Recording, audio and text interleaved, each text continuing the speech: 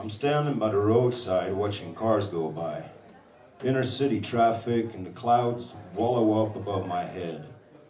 Little hidden chimneys, hardly protruding from underneath the steel sheets like tiny prepubescent hard-ons in the still of night.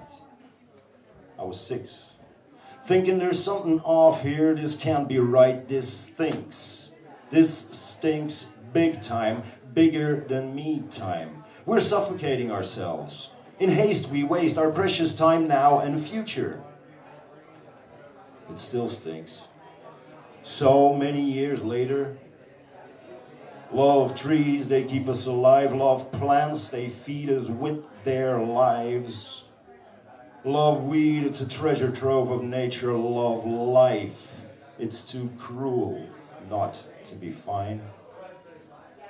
Razor sharp finesse, I quit shaving as soon as I had to. Shave it? No way. Let it grow. So many years later, barbers are back. The beard's proudly worn again. Funny people. Weirdos. How long?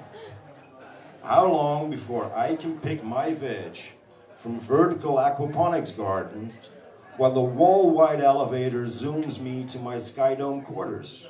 My section of the hive, my piece of art to live in, artfully. Individual diversity. How many forms of me can I be, uniqueness notwithstanding? Moments in which I am laughter, reverberating through the ether like a beacon of joy for searching dancers and a warning sign to honorers of slender passions not to come too close lest be overwhelmed. Take me in little doses and blame me not for your imbibedness. Words are drugs. Caressing you, defining you, motivating, invigorating, pacifying words. Words like slumber, words like sleeting rain, words that imprison, words whose captivation sets you free. Words like ivory tusks, the elephant, the wise, the saber-toothed tiger, the fearless, the sperm whale, the haunter of the kraken.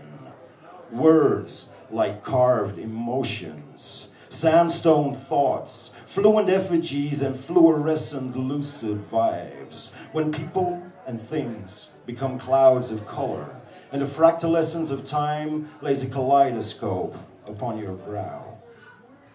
Infinite perceptions gazing over the horizons of mind and matter. Moments in which I am doubt, double, triple layered thinking, shivering in my marrow, stone hardening my skin, crumbling footing and no sure-footedness beyond.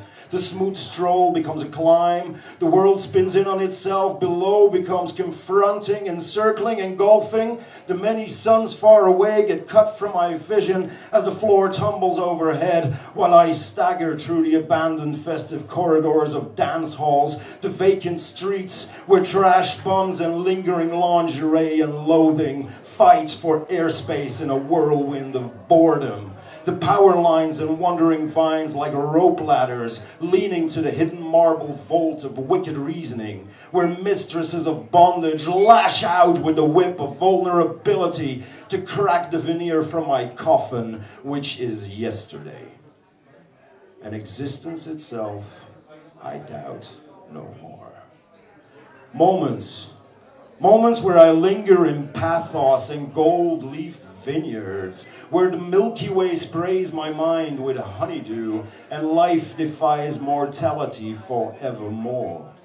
Moments in space where the tug and pull by gravitas of thought planets, emotional moons, and serious subjective interstellar objects makes me fly, sail, surf, and swim through the cosmic ore soup as it boils itself up in the cauldron, the skull cave, the pressure cooker, fired by a seething fireworks of negative and positive impulses, cloudbursts, neurostorms, synaptic orgies, dendrite dances, wildlife romances. Breaths are drawn while sabers melt, and the tree takes back the wooden axe handle as a branch, a twig, its blade once more a little sunshine leaf, dancing in the giggling winds.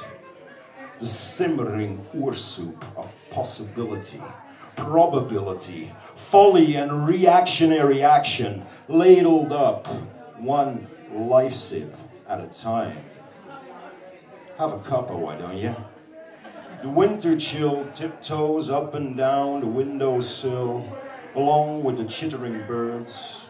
Daddy Longlegs leads the way, walking stick raised like a tourist guide through the attics of your mind. Where did you hide your childhood dreaming? Where the relics of pubescence? Where the nursery rhyme ledgers? Where the reports of hormone-drunk days? Where the treasure map that leads the Ouroboros back to you? And slightly beyond.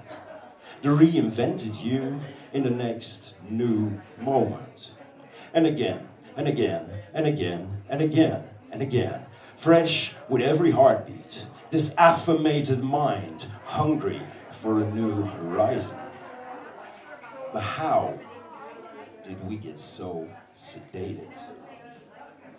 People know more mental maladies by heart and are able naming their passions.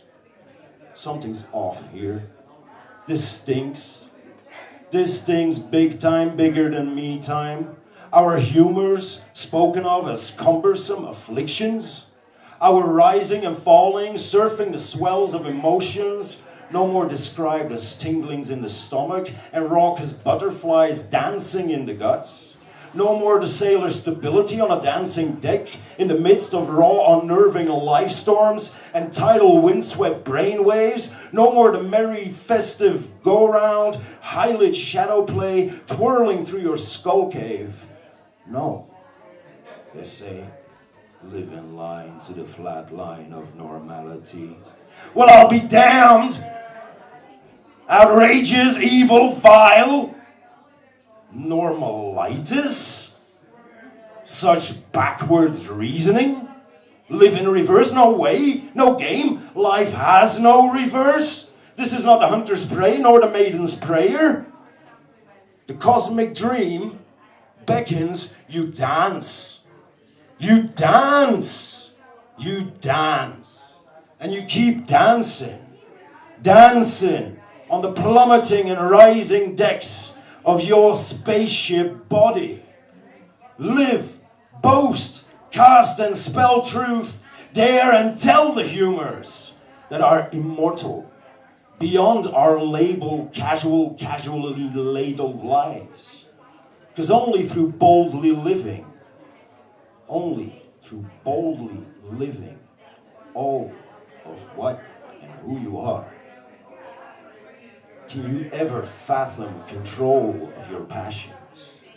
That like age-old boats are but in your keep and custody.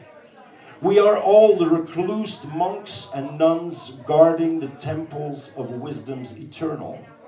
The spiral DNA case leads us there. And our blood vessels set sail in perpetuity, laden with atomary travelers set for distant galaxies in your celestial bodies.